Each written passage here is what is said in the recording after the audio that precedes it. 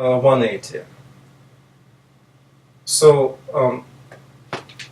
unless rotation, unless theta over 2 plus phi over 2 is 180.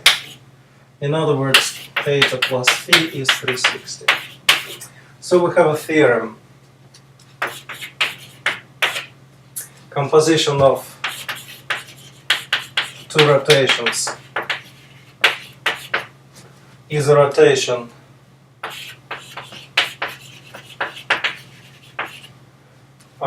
in the angle that's the sum of the two angles.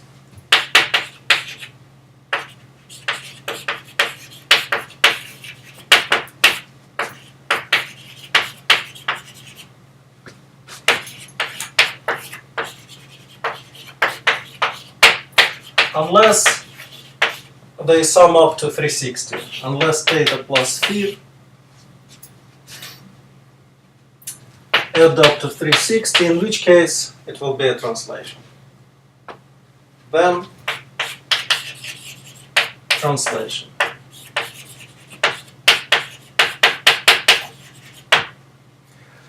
Okay, so that's the theoretical part. But as far as skills that we need to get here, we should be able, given the two rotations, to figure out the composition. So let me give you a couple of problems here, which may not be as trivial to solve as it seems, especially the second one, but quite enjoyable after you get the result. But you need to remember some trigonometry here, so hopefully you can get it yourselves. If not, let's discuss them during the exercise hour. So the first question, find the composition of the following two rotations.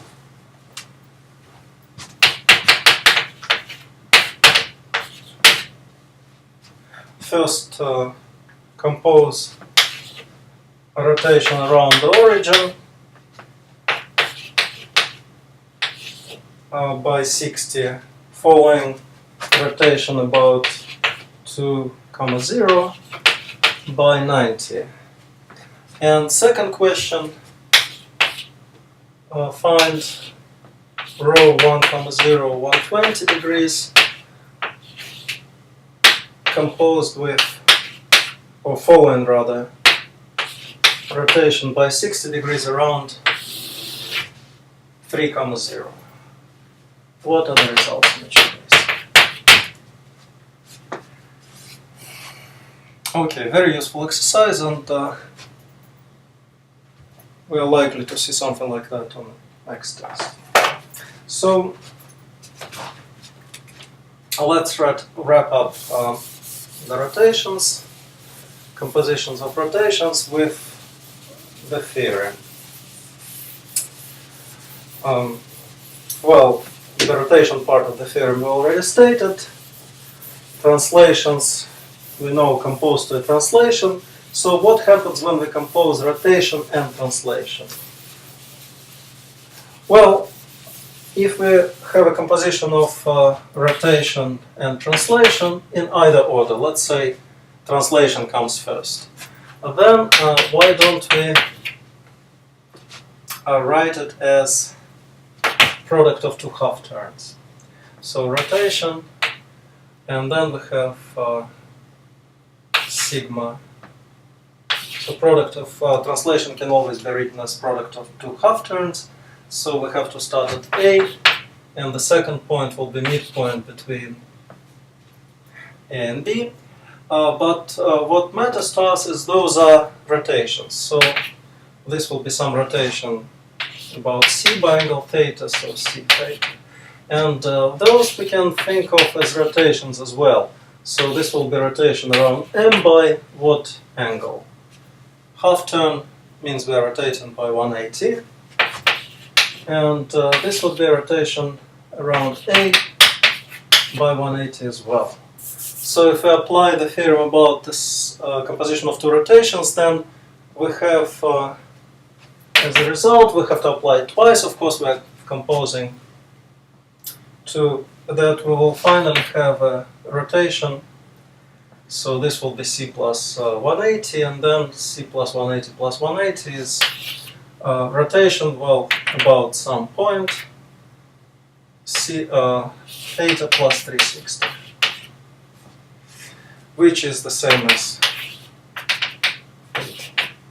So we can conclude that composition of rotation and translation in either order is going to be a rotation in the same angle. So we can add it to the previous theorem or state it as a separate theorem, is that composing rotation with translation, rotation by theta with translation, in either order is a rotation by theta, maybe about a different center. So I didn't specify the center here, and neither there. So we covered all the possible cases when we compose any two even isometries. Alright, so the next topic that we have to cover is dihedral groups. So we are starting to discuss symmetries, symmetry groups of figures in the plane, and the simplest figures to discuss are, of course, absolutely symmetric, maximally maximal figures with maximal possible symmetry. Those are regular polygons. So next topic.